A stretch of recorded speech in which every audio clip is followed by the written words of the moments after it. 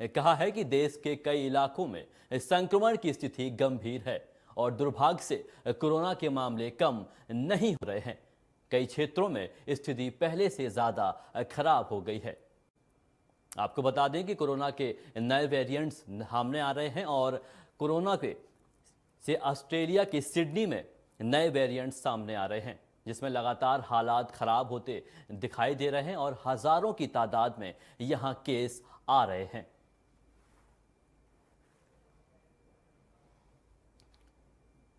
आपको बता दें कि ऑस्ट्रेलिया के सिडनी में, जो कि एक काफ़ी छोटा सा शहर है और पुराना शहर है, इसमें काफ़ी कोरोना के केस सामने आ रहे हैं। यहाँ पे कोरोना के कई वेरिएंट्स निकल के सामने आ रहे हैं और 1000 से भी ज़्यादा कोरोना केसेस देखे जा रहे हैं।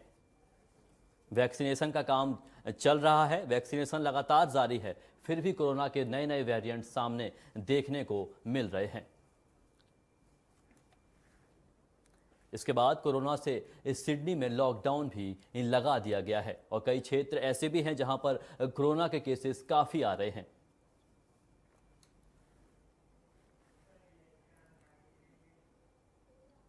भारत ने संयुक्त राष्ट्र सुरक्षा परिषद ने कहा है कि पश्चिम एशिया शांति प्रतिक्रिया को ज्यादा समय के लिए टाला नहीं जा सकता है। इसके लिए दावा किया गया है कि इसके साथ ही भारत में इजराइल और फलस्तीन के बीच सीधी बातचीत बहाल करने की जरूरत को भी रेखांकित किया गया है और संयुक्त राष्ट्र सुरक्षा परिषद की पश्चिम एशिया फलस्तीन के मुद्दे समेत पर हुई बैठक को संबोधित करते हुए विदेश मंत्रालय ने सचिव पश्चिम विकास स्वरूप ने सभी पक्षकारों से तनाव को कम करने और उकसावे से बचने का आग्रह किया है। और विकास स्वरूप ने कहा है कि फिलिस्तीनों लोगों का तत्काल मान्य सहायता विशेष रूप से गाजा में सत्यापित और चैनलों के माध्यम से पहुंचनी चाहिए। हम मानवीय सहायता के क्षेत्र में इजराइल और फलस्तीनी अधिकारियों के बीच मजबूत सहयोग का आश्वासन करते हैं और शांति प्रतिक्रिया को नहीं टाला जा सकता है। ऐसा कहा गया है कि फलस्तीन के बीच सीधी बात की बैठक हुई है और तनाव कम करने के लिए आग्रह किया गया है। फलस्तीन और अफगानिस्तान के बीच ये बैठक हुई है और बैठक में यह निर्णय लिया गया है कि तनाव को कम करने का आग्रह किया जाए।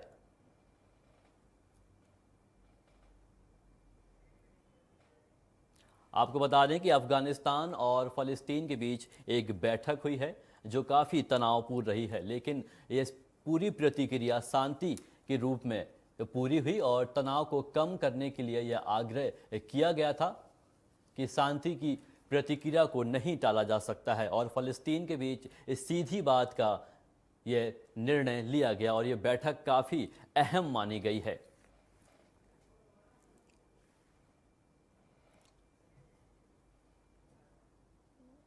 अफगानिस्तान में आतंक विरोधी अभियान में उस समय बड़ी सफलता मिली है जब पश्चिम अफगानिस्तान में 130 तालिबानियों ने हथियार सहित आत्मसमर्पण किया है। बता दें कि सरकारी प्रवक्ता ने इस बात की पुष्टि की है। प्रवक्ता जिलानी फरहाद ने कहा है कि राष्ट्रीय सुरक्षा निदेशालय NDS के समक्ष 130 तालिबानियों ने आत्मसमर्पण किया है।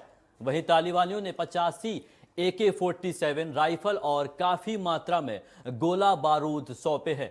उनके अनुसार इससे हैरत में शांति और बहाल करने में मदद मिलेगी और हालांकि तालिबान की ओर से फिलहाल इस पर कोई बयान नहीं आया है।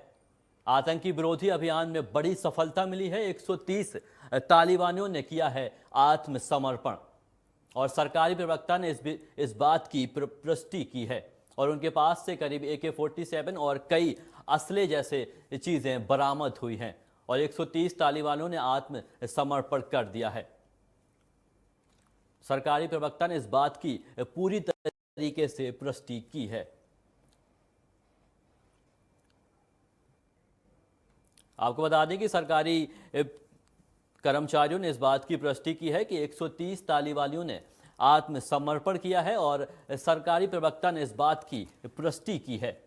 आतंकी विरोधी अभियान में यह काफ़ी रोचक रहते थे और आसपास के बॉर्डरों पर हमेशा हलचल बनी रहती थी। इस बात को लेकर आतंकी विरोध अभियान चलाया गया और 130 तालिबानों ने खुद आत्मसमर्पण किया है और सरकारी प्रवक्ता ने इस बात की पुष्टि भी कर दी है।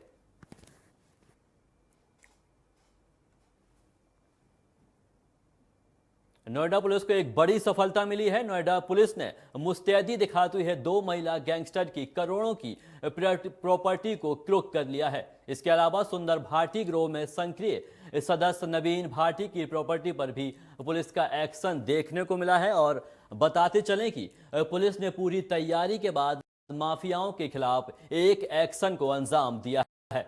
वही मामले में पुलिस ने नवीन भाटी से करीब 1 करोड़ 90 लाख रुपए की प्रॉपर्टी को जब्त कर लिया। जानकारी के मुताबिक उसने अपने नाम पर कई फ्लैट भी रख रखे हैं, लेकिन गुरुवार को पुलिस की कार्रवाई में उसकी काली कमाई को कुर्क कर लिया गया। वहीं पुलिस को लंबे समय से नवीन भाटी की तलाश थी। आपको बता दें, नोएडा पुलिस को एक बड़ी सफलता मिली है, जिसमें 2 महिला गैंगस्टर की प्रॉपर्टी को जब्त कर लिया गया है और ये प्रॉपर्टी करोड़ों की बताई जा रही है। करीब 1 करोड़ 90 लाख रुपए की ये प्रॉपर्टी जब्त की गई है। और जानकारी के मुताबिक यह पता चला था कि उन पर कई इनाम पहले से ही घोषित थे और नोएडा पुलिस को इनकी पहले से ही तलाश जारी थी।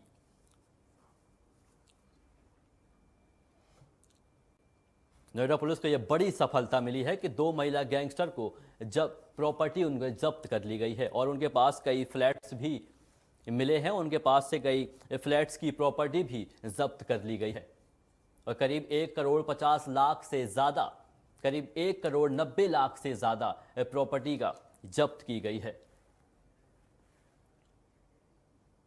पंजाब में अगले साल होने वाले विधानसभा चुनावों से पहले कांग्रेस पार्टी के भीतर दंगल चल रहा है। मुख्यमंत्री कैप्टन अमरिंदर सिंह के खिलाफ नवजोत सिंह सिद्धू और नेताओं ने मोर्चा खोल दिया है। आपको बता दें कि कैप्टन अमरिंदर सिंह भी डटे हुए हैं। इसी बीच कांग्रेस अलाकमान के विवाद को सुलझाने की कोशिश की गई है। इसी कड़ी में शुक्रवार को कांग्रेस सांसद राहुल गांधी पंजाब के विधायकों से मुलाकात करेंगे और जानकारी के मुताबिक यह मुलाकात नई दिल्ली में राहुल गांधी के आवास पर ही होगी और साथ ही यह उम्मीद जताई जा रही है कि राहुल गांधी इस दौरान पंजाब में विधायकों के मुद्दों पे सुन सकते हैं। और बता दें कि राहुल गांधी ने अभी कुछ दिन पहले ही पंजाब कांग्रेस के सुनील झाखंड और प्रताप सिंह बाजवा समेत अन्य नेताओं से मुलाकात की है। चुनाव से पहले एक चुनावी हलचल काफ़ी देखी जा रही है और पंजाब के विधायकों से राहुल गांधी एक बैठक करेंगे और ये बैठक उनके खुद के आवास पर होगी। राहुल गांधी ने इस बारे में बताया है कि यह बैठक खुद होगी और उनके आवास पर होगी। पंजाब के विधायकों ने ये बात कही है और राहुल गांधी के आवास पर यह बैठक पूरी की जाएगी। अब बड़ी खबर हरियाणा से आ रही है। बताया जा रहा है कि मानेसर के एक कंपनी में भीषण आग लग गई है, जिसके बाद कंपनी के आसपास हड़कंप मच गया है। जानकारी के मुताबिक हादसा कल शाम को हुआ है, जिसके बाद दमकल की गाड़ियां फौरन मौके पर पहुंची हैं और कड़े मशक्कत के बाद आग पर काबू पा लिया गया है। हालांकि अभी तक आगे लगने की वजह से खुलासा नहीं हो पाया है और मानेसर की एक कंपनी में यह आग बड़ी भीषण तरीके से लगी है और मौके पर दमकल की गाड़ियां पहुंच चुकी हैं और आग पर काबू पा लिया गया है। फिलहाल कड़ी मशक्कत के बाद आग पर काबू पा लिया गया है और किसी के हताहत होने की इस बात की खबर नहीं मिली है, लेकिन आग का कारण अभी तक पता नहीं चल पाया है कि आग किस वजह से लगी है। हरियाणा के मानेसर में यह आग का खबर आ रही है, जो कि काफ़ी लपटें और आग की लपटें इसमें देखी जा रही हैं। कई मशक्कत के बाद यहां पर आग को काबू कर लिया गया है। मानेसर की एक बड़ी कंपनी में यह आग लगी है। मौके पर पहुंची दमकल की गाड़ियों ने आग पर काबू पा लिया गया है और किसी के हताहत होने की खबर सामने नहीं आई है और अभी तक ये पता नहीं चल पाया है कि आग का कारण क्या है, किस वजह से ये आग लगी है। मानेसर की कंपनी में यह भीषण आग का मामला सामने आया है।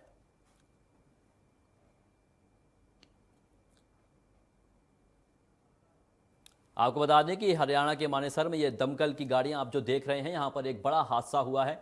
यहां पर करीब कई लोगों का देखने की उम्मीद है, लेकिन फिलहाल अभी तक यहां पर किसी की हताहत होने की खबर सामने नहीं आई है और दमकल की गाड़ियों ने आग पर काबू पा लिया है। मौके पर पहुंची दमकल की गाड़ियां आग को बुझाने का काम कर रही हैं और आग को काबू कर लिया गया है। कई मशक्कत के बाद यह आग बुझा दी गई है। आपातकाल की 40वीं बरसी पर पीएम मोदी ने ट्वीट किया है कि बता दें कि पीएम मोदी ने इस ट्वीट में लिखा है कि हम भारत लोकांतित भावना को मजबूत करने के लिए हर संभव प्रयास करने का संकल्प लें और हमारे संविधान में निहित मूल्यों पर खरा उतरने की कोशिश करें। हम उन सभी महानुभावों को याद करते हैं जिन्होंने आपातकाल का विरोध किया है और भारत के लोकतंत्र की रक्षा की। और वहीं अमित शाह ने भी ट्वीट करते हुए कहा है कि आपातकाल की 46वीं बरसी पर कांग्रेस के आड़े हाथ लिया है। शाह ने ट्वीट में लिखा है कि 1975 में आज ही के दिन कांग्रेस के सत्ता के स्वार्थ व अहंकार में देश पर आपातकाल थोपकर विश्व के सबसे बड़े लोकतंत्र की हत्या कर दी गई थी। रातों रात जेल की काली कोठरी में कैद कर प्रेस पर ताले जड़ दिए गए थे और नागरिकों के मौलिक अधिकार छीनकर संसद व न्यायालय को मुकद्दर्शक बना दिया गया था। आज के दिन आपातकालीन का 46वें बरसी है और पीएम मोदी ने इस पर ट्वीट किया है और अमित शाह ने भी इस पर ट्वीट कर कहा है कि कांग्रेस के काले काम को देखा जा सकता है। आज आपातकालीन का 46वें बरसी है। इस बात पर अमित शाह ने इस पर ट्वीट किया है। अमित शाह ने ट्वीट कर कहा है कि कांग्रेस हमारे लोकतंत्र को कुचल रहा है और आगे भी यही करता रहा है और पिछले कई सालों से उनका यही काम रहा है। कश्मीर के 14वें चुनिंदा नेताओं के साथ प्रधानमंत्री नरेंद्र मोदी, गृह मंत्री अमित शाह और उपराज्यपाल मनोज सिन्हा की मौजूदगी में करीब 4 घंटे चली बैठक में पीएम ने जम्मू कश्मीर के दिल्ली और दिलों से दूरी की और ख्वाहिश जताई। लेकिन बैठक के बाद जम्मू कश्मीर के 2 बड़े नेताओं की बातों से साफ हो गया है कि मंजिल अभी दूर है। इस बैठक में महबूबा मुफ्ती क्या कहने वाली हैं, इस पर सबकी निगाहें थी और पीएम मोदी से मिलकर जब महबूबा बाहर आईं तो उन्होंने एक बार फिर पाकिस्तान का जिक्र किया। इसकी उम्मीद सरकार को है और इसलिए गृह मंत्री की तरफ से इसी मामले में सख्त और साफ संदेश दिया गया है कि किसी भी बाहरी देश के साथ बातचीत नहीं की जाएगी। पीएम मोदी का मिशन कश्मीर का ये बैठक हुई है और कश्मीर के नेताओं के साथ पीएम की ये बैठक हुई है। महबूबा मुफ्ती ने ये बैठक में शामिल हुई हैं और उन्हें यह बात का अंदाज़ा लगाया था कि कश्मीर पर 370 का कुछ बात की जाएगी, लेकिन ऐसा नहीं हुआ। पीएम मोदी ने देश के हित में बात करी है और कश्मीर के हित के बारे में उन्होंने चर्चा भी की है।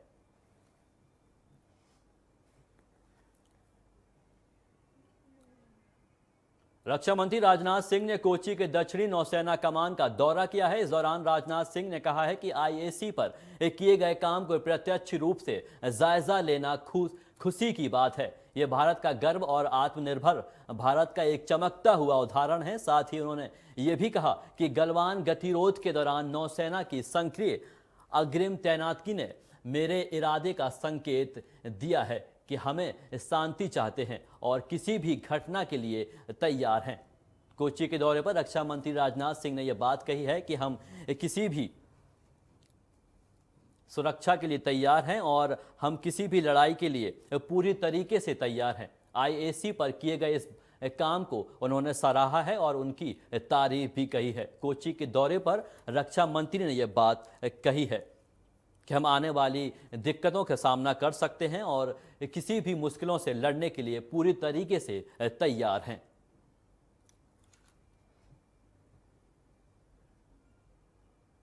डेल्टा प्लस वेरिएंट के देश में बढ़ते मामलों के बीच राहुल गांधी ने केंद्र सरकार को कटघरे में खड़ा किया है। राहुल गांधी ने केंद्र को सवाल पूछे हैं। उन्होंने ट्वीट करते हुए लिखा है कि डेल्टा प्लस वेरिएंट पर मोदी सरकार से प्रश्न है, इसकी जांच और रोकथाम के लिए बड़े स्तर पर टेस्टिंग क्यों नहीं हो रही।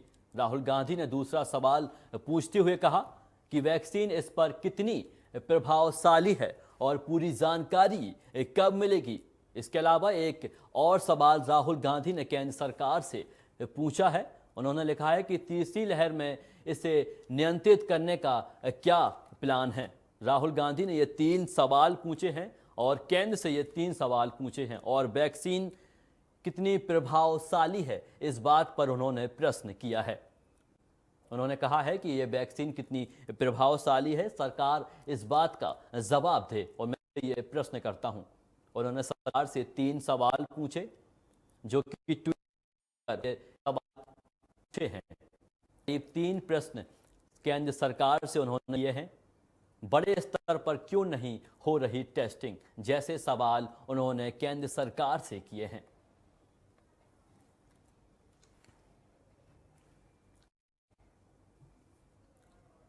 राहुल गांधी ने केंद्र से 3 सवाल पूछे हैं। उन्होंने कहा है कि ये अगर वैक्सीन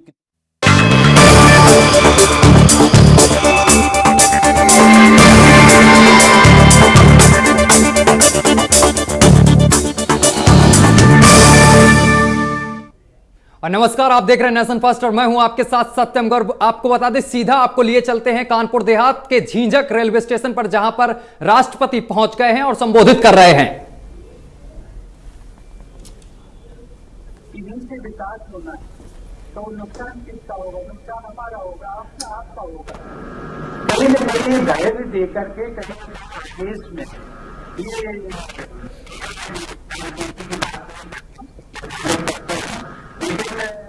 मेरा किसी राजनीतिक दल से संवैधानिक पद पाने के बाद लगाव नहीं। मेरे लिए हर, चाहे वो कांग्रेस हो, बीजेपी हो, जेडीयू हो, समाजवादी हो, बीएसपी हो, हर राजनीतिक दल के।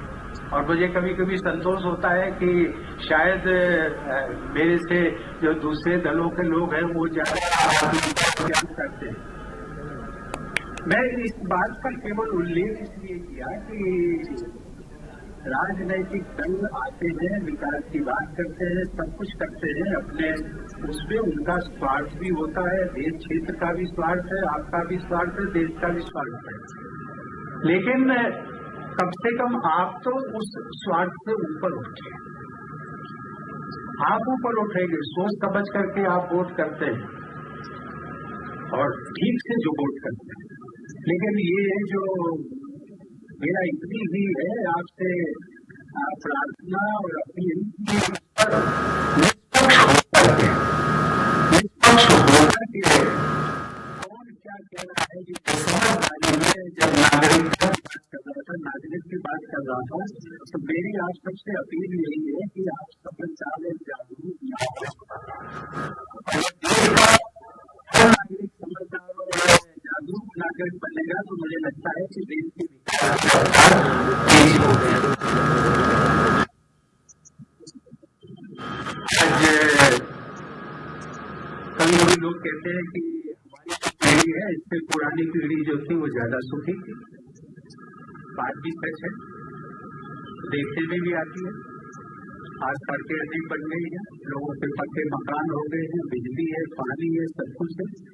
लेकिन हमें कष्ट है, दुखी है, क्योंकि हम सबने जो हमारी भारतीय संस्कृति,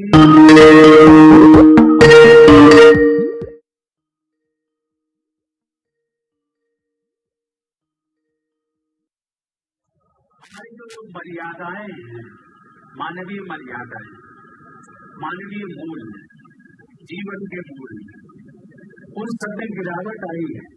स्वाभाविक है, सभी क्षेत्रों में गिरावट है, तो कोई भी क्षेत्र अछूता नहीं है। मैं उन क्षेत्रों की बात नहीं करना चाहता, आप सब लोग इतने समझदार हैं कि मेरा इशारा ही काफी है। लेकिन मैं कहना चाहता हूँ मूल रूप से कि कहीं न कहीं उसके लिए हम सब भी जिम्मेदार हैं। जिम्मेदार इसलिए कि जो सौहार्द होना चाहिए, जो प्यार होना चाहिए, आज बाप बेटे के साथ नहीं पटती है, पति पत्नी के साथ नहीं पटती है, पड़ोसी पड़ोसी के साथ अनबन रहती है। ट्रेन में यदि हम बैठेंगे तो उसमें थोड़ी सी बात पर जो है लड़ाई झगड़ा हो जाती है। क्या है बात? हम करते हैं वसुधैव कुटुंबकम की, पूरी वसुधा विश्व की वसुधा, ये हमारी भारतीय संस्कृति रही है। उस संस्कृति के आधार पर हमने जो मानवीय मूल्यों को जोड़ा है, संजोया है, उनको हम धीरे धीरे विस्तारते जा रहे हैं। मुझे लगा कि आप सब अपने हैं और इनको, इन बातों को, मेरा जो मैंने संक्षेप में एक इशारा किया है, उसको हम सब लोग गहनता से सोचेंगे, विचार करेंगे और इस पर आगे बढ़ेंगे, क्योंकि यही हमारा आधार है। ये धन दौलत पद प्रतिष्ठा और कहाँ होता है, क्योंकि आज हमने एक चेतना, इस प्रकार की जागरूकता, इतनी जागरूकता आ गई, लेकिन वो गलत जागरूकता है जिसमें हम कहते हैं overnight, everybody wants to be rich overnight. रातों रात हम पद मिले, प्रतिष्ठा मिले, बिना संघर्ष के। ऐसा भी नहीं कि संघर्ष करने के बाद मिल जाता, ये भी सही नहीं है। न जाने कितने लोग संघर्ष करते रहे। लेकिन एक खुशी की बात जो मैं सबके साथ ये जरूर कहूंगा अंत में, कि हम आ तो गए थे समय पर, लेकिन विलंब से हम जा रहे हैं।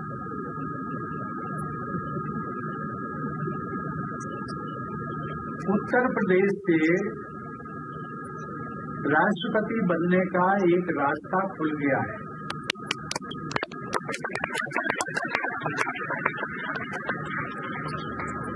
ये सहयोग है उत्तर प्रदेश की धरती। उत्तर प्रदेश में न जाने कितने प्रधानमंत्री दिए, लेकिन सहयोग से कोई राष्ट्रपति नहीं हो पाया।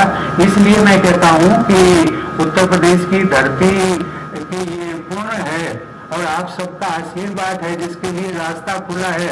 मैं तो आप सबको संकेत कर रहा हूं कि जो आप लोग बैठे हैं या उत्तर प्रदेश के लोग बैठे हैं, कहीं न कहीं यदि आप अपने संघर्ष और कृतित्व,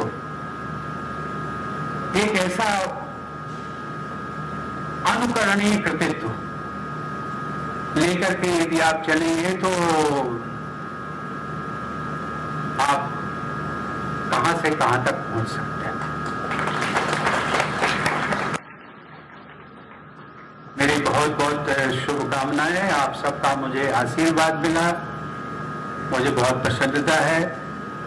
और ये भी मित्रों बात सच है कि संयोग जब होता है, समय मिलता है, तब वो सब चीजें मिल जाती हैं और उसी के आधार पर मिलना भी होता है। नहीं तो मैं तो पिछले 3 वर्षों से सोच रहा था, झींझक आने का मौका मिले, परौंठ जाने का मौका मिले। 2019 से लगातार प्रयास कर रहा था, नहीं बना। पिछले वर्ष कोरोना का आ गया। अभी इस वर्ष भी प्रोग्राम बन नहीं पा रहा था, लेकिन फिर भी मैंने कहा कि नहीं, हम जाएंगे, इस बार हम जरूर जाएंगे। लोगों ने कहा बरसात शुरू होने वाली, मैंने कहा होने दो बरसात। मैंने कहा बरसात में लोग तो काम करते हैं ना, जब हम जाएंगे तो वो भी मिलेंगे, हम मिलेंगे, वो भी मिलेंगे। लेकिन मैं फिर आशा के साथ में, इस उम्मीद के साथ में जा रहा हूं कि आप सब लोग स्वस्थ रहें, सुखी रहें। अंत में एक प्रार्थना जरूर करूंगा। कोरोना महामारी अदृश्य महामारी है, ये दिखाई नहीं पड़ती है, ये पता नहीं है। मुझे खुशी है कि हमारे मीडिया के लोग यहाँ पर सभी मास्क लगाए हैं। मास्क मत छोड़िए, घर में हो के बाद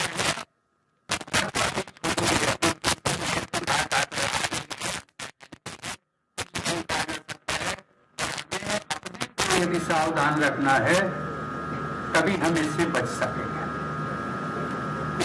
प्रार्थना के साथ में आप सबका मुझे आशीर्वाद मिला। मैं सबके लिए आप सबको प्रणाम करते हुए मैं आप सबसे विदा लेता हूं। धन्यवाद।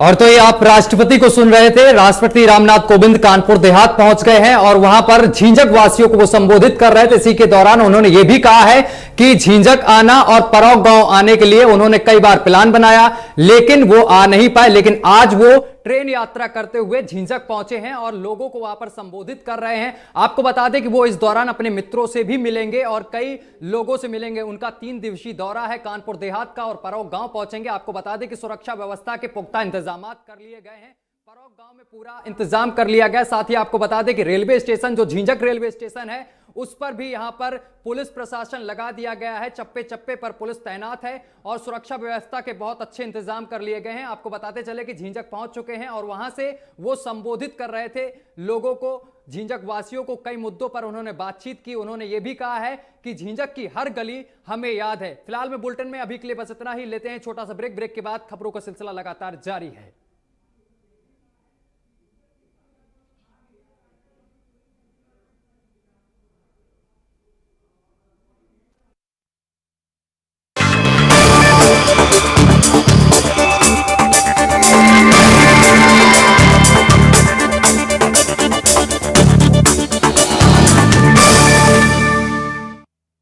विवाहिता संगीता करोस पे रहने वाले मुन्ना कुमार से उस वक्त यहां पर गाल काट डाला जब वे डॉक्टर के यहां से दवा लेकर घर लौट रही थी, और जिसके बाद महिला को तुरंत इलाज के लिए सीएचसी में भर्ती कराया गया है, लेकिन बाद में डॉक्टरों ने उन्हें दूसरे अस्पताल के लिए रेफर कर दिया है। वहीं दूसरी तरफ अगर दूसरी घटना की बात करें तो सारनाथ क्षेत्र वाली ये घटना, 3 लड़कों ने जहां पर एक लड़की के बाल काट दिए हैं, और सिर्फ इसलिए काट दिए बाल क्योंकि वो उन्हें,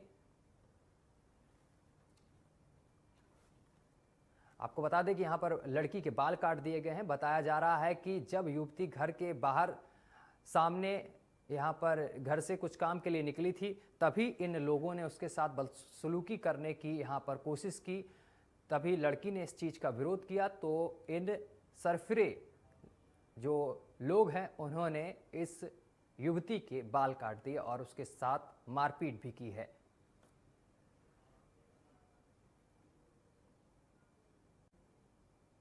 आपको बता दें कि उत्तर प्रदेश पे योगी सरकार बड़े बड़े सुरक्षा के दावे करती है, लेकिन वाराणसी की ये तस्वीर अपने आप में एक बड़ा सवाल खड़ा करती है, जहां पर युवतियों के साथ इस तरीके से सिरफिरे पेश आ रहे हैं। फिलहाल पुलिस ने मामला दर्ज कर लिया है और आरोपियों की तलाश की जा रही है।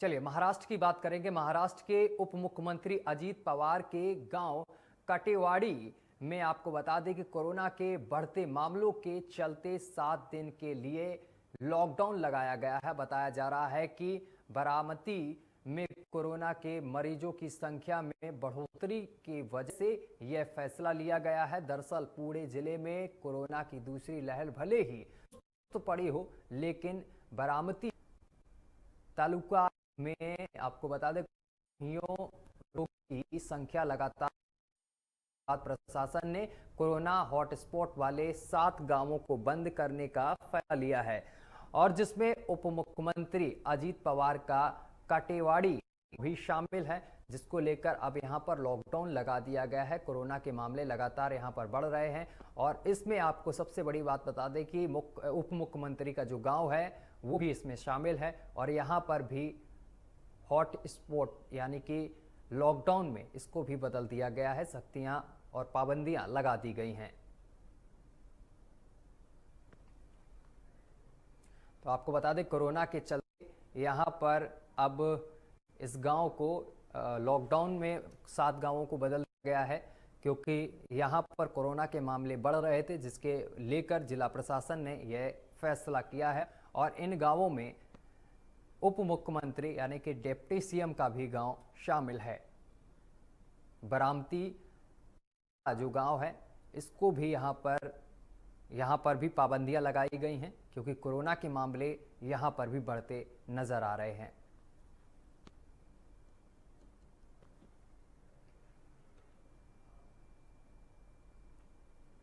और उत्तर प्रदेश के देवरिया में एक ईंट भट्टे पर 33 मजदूरों को बंधक बनाकर यहां पर काम कराया जा रहा था।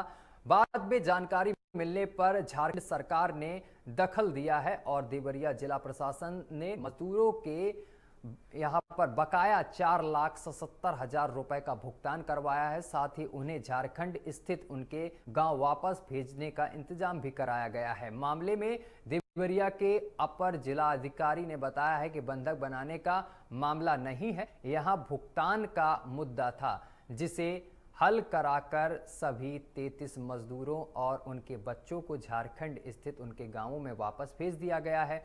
ऐसा बताया जा रहा था कि 33 लोगों को यहां पर बंधक बनाकर काम कराया जा रहा है। ये तस्वीरें भी आप देख सकते हैं, ये देवरिया की तस्वीरें हैं जहां पर ईंट भट्टे पर इन लोगों से काम कराया जा रहा था बंधक बनाकर। लेकिन आपको बता दें, अपर जो जिला अधिकारी हैं उनका कहना है कि बंधक बनाकर काम नहीं कराया जा रहा था, इनका भुगतान नहीं हो पा रहा था, इस वजह से ये लोग वहां पर काम कर रहे थे। लेकिन जब पुलिस प्रशासन को इस मामले की जानकारी मिली तो पुलिस मौके पर पहुंची और इनका भुगतान कराया गया और घर जाने के लिए इनके लिए इंतजाम किया गया है। तो देवरिया की तस्वीरें आपको दिखा रहे हैं जहां पर ईंट भट्टे पर इन लोगों से काम कराया जा रहा था, लेकिन इनके पैसे को नहीं दिया जा रहा था। करीब 4 लाख से अधिक इनका पैसा वहां पर फंसा हुआ था, जिसके बाद पुलिस ने इस मामले पर संज्ञान लिया और इन मजदूरों का पैसा भी दिलाया है। साथ ही इनके घर वापस जाने का इंतजाम भी किया है। बताया जा रहा है कि ये लोग झारखंड के एक गांव के रहने वाले हैं। इन सभी लोगों को घर भेजने का प्रबंध भी कर दिया गया है।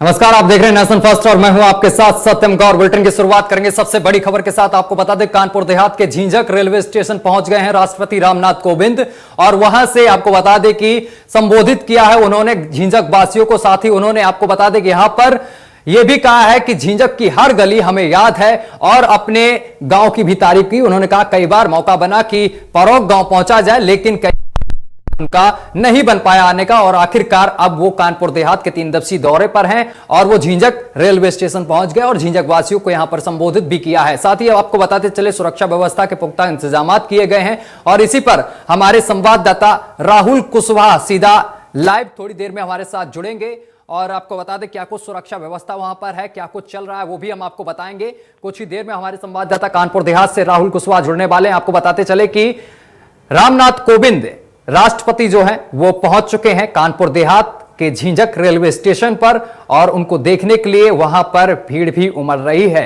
लेकिन पुलिस प्रशासन मौजूद है। और साथ ही आपको बता दें कि राष्ट्रपति रामनाथ कोविंद इस दौरान कई लोगों से भी मिलेंगे, मित्रों से मिलेंगे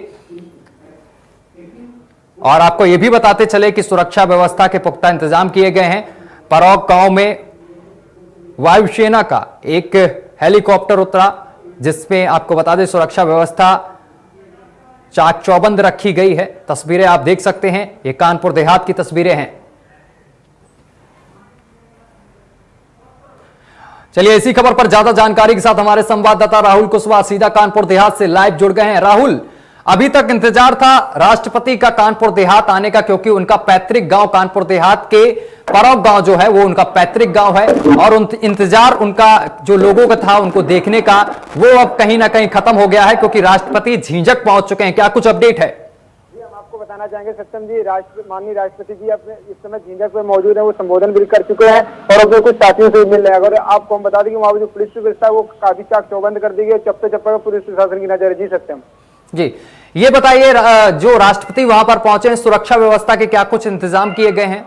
जी सत्यम जी, हम आपको बताना चाहेंगे सुरक्षा व्यवस्था वो पूरी तरीके से चाक चौबंद कर दी। चप्पे चप्पे पे सीएससी, सीआरपीएफ के जवान और पुलिस के जवान मौजूद हैं। चप्पे चप्पे पे निगरानी रखी जा रही है। अगर कोई वहाँ पर अनिच्छा पाएगी तो उसके ऊपर भी कार्रवाई की जाएगी। और एक चीज आपको हम बता दें सत्यम जी कि जो वहाँ पर जो पुलिस फोर्स है वो काफी हाई अलर्ट नजर आ रही है। जो वहाँ पर संदिग्ध लोग पाए जाएंगे तो उन्हें उनकी गिरफ्तारी भी की जाएगी।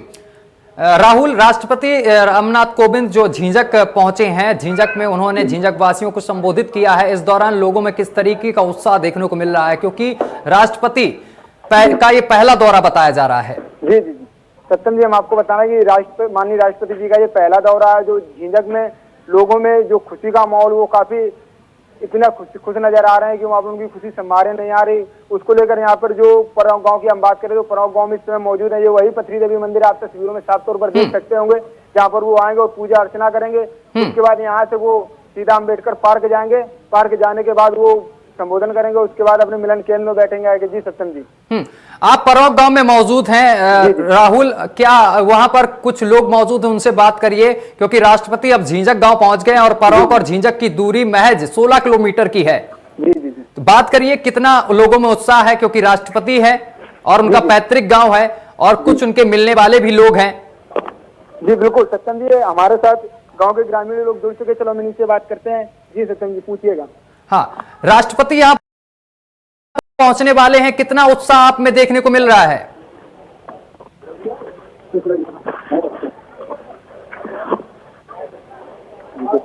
हाँ जी सर। जी, राष्ट्रपति वहां पर पहुंच गए हैं झींझक पर, तो क्या आपको देखने को मिल रहा है, कितना उत्साह है आप में? बहुत बड़ा उत्साह है सर। क्या क्या लगता है, राष्ट्रपति इतने दिन बाद पहुंचे हैं, आपके क्षेत्र से हैं वो? हाँ, 4 साल बाद आ रहे हैं। चलिए, तो राष्ट्रपति वहां पहुंच गए हैं। आपको बता दें कि कानपुर देहात के झींझक रेलवे स्टेशन पर, और इस दौरान वहां से हमारे संवाददाता सीधा हमारे साथ लाइव जुड़े थे राहुल, और उन्होंने पूरी जानकारी दी है। सुरक्षा व्यवस्था के पुख्ता इंतजामात किए गए हैं। कानपुर देहात में झींझक पहुंचकर उन्होंने झींझक वासियों को संबोधित किया है। उन्होंने ये भी कहा है कि मैं पहला इंसान हूं, लेकिन उस लाइन में जिसमें मैं पहला हूं, यानी कि राष्ट्रपति, लेकिन मैं इस देश का नागरिक भी हूं। और भी चीजों को लेकर उन्होंने यहां पर संबोधित किया है। चलिए अब खबरों का रुख कर लेते हैं। सीधा आपको बताते हैं कि उत्तर प्रदेश के मुजफ्फरनगर से बड़ी खबर सामने निकल कर आ रही है, जहां पर 2 युवतियों का धर्मांतरण कराकर उनसे निकाह करने का मामला सामने आ रहा है, जिसमें हमीरपुर पुलिस बुधवार देर रात कस्बे में पहुंची है। साथ ही बृहस्पतिवार सुबह दोनों युवतियों को यहां पर लेकर पुलिस टीम हमीरपुर रवाना हो गई है। बताते चले कि पुलिस पूछताछ में पता चला है कि दोनों युवतियां सहेली हैं और उनके शादी से पहले ही दूसरे वर्ग के दोनों युवकों से संबंध होने की बात सामने आई है। वहीं दोनों युवतियों के संबंध उनकी शादी के बाद भी जारी रहे हैं। तो धर्मांतरण का मामला सामने निकल कर आया है। पुलिस पूछताछ में बड़ा खुलासा हुआ है। तो आपको बता दें कि बड़ा खुलासा हुआ पुलिस पूछताछ में, और युवतियों के संबंध शादी के बाद जारी रहे हैं। फिलहाल पुलिस इन दोनों युवतियों से पूछताछ कर रही है इस पूरे मामले को लेकर। धर्मांतरण का ये मामला सामने निकल कर आया है। शादी से पहले ही दूसरे वर्ग के साथ संबंध थे, ये बताया जा रहा है।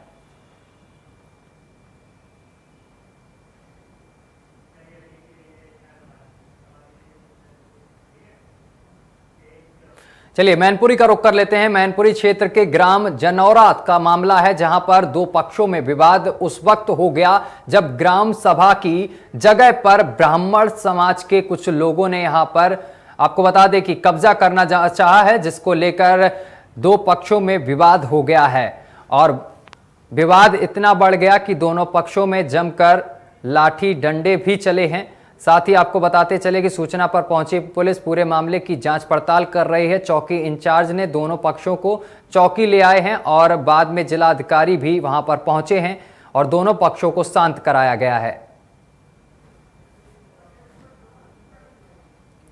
तो आपको बता दें कि ग्राम समाज की जमीन को लेकर 2 पक्षों में विवाद हो गया था, जिसके बाद पुलिस मौके पर पहुंची और दोनों पक्षों को शांत किया गया है।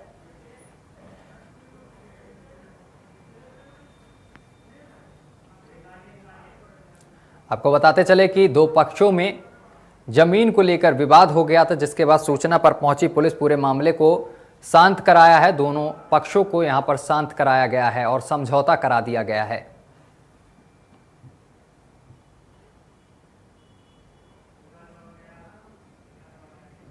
तो आपको बता दें कि 2 पक्षों में जमीन को लेकर यह विवाद हुआ था। विवाद इतना बढ़ गया कि दोनों पक्षों में झड़प हो गई, जिसके बाद पुलिस को सूचना दी गई। पुलिस मौके पर पहुंची और दोनों पक्षों को शांत कराया गया है।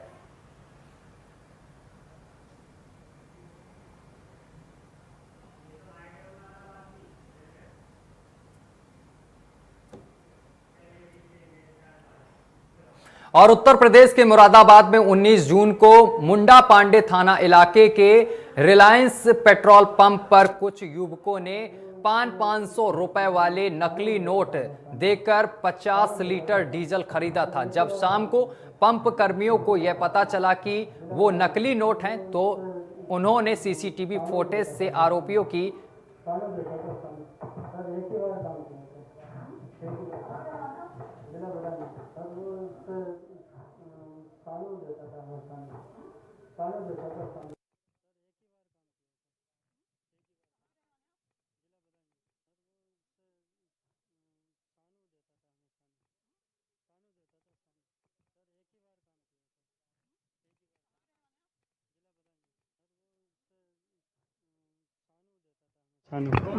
सानू देता था।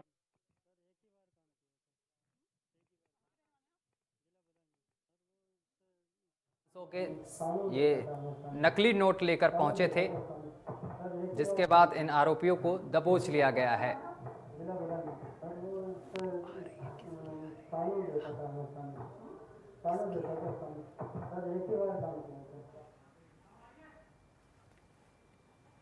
और जिसमें आरोपी ने यह भी कबूला है कि उससे गलती हो गई है और ये एक ही बार उसने काम किया है, लेकिन यहां पर नकली नोट के गैंग की पुलिस तलाश कर रही है और पूरे मामले की अब जांच पड़ताल भी की जा रही है।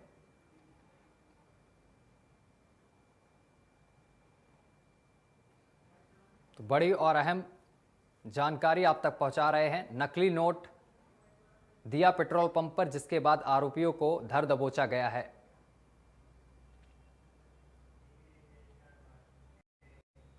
और आगे बढ़ेंगे। मैनपुरी में शादीशुदा युवक को एक युवती को नंबर देना भारी पड़ गया है। गांव वालों को जब इसकी जानकारी हुई तो गांव के लोगों ने युवक को जमकर पीट दिया है। वहीं इसकी जानकारी जब युवक की पत्नी को लगी तो वह मौके पर पहुंची, जिसके बाद पत्नी की गांव के लोगों से जमकर नोकझोंक भी हुई है और फिर इसका वीडियो सोशल मीडिया पर भी वायरल हो गया है। वहीं ग्रामीणों की सूचना पर मौके पर पहुंची पुलिस पूरे मामले को शांत करने में लगी और युवक को हिरासत में भी ले लिया है। पुलिस ने यहां पर आरोपी के खिलाफ मामला भी दर्ज कर लिया है। चलिए रुकेंगे यहां पर एक छोटे से ब्रेक के लिए। खबरों का सिलसिला लगातार जारी रहेगा। शुरुआत इस वक्त की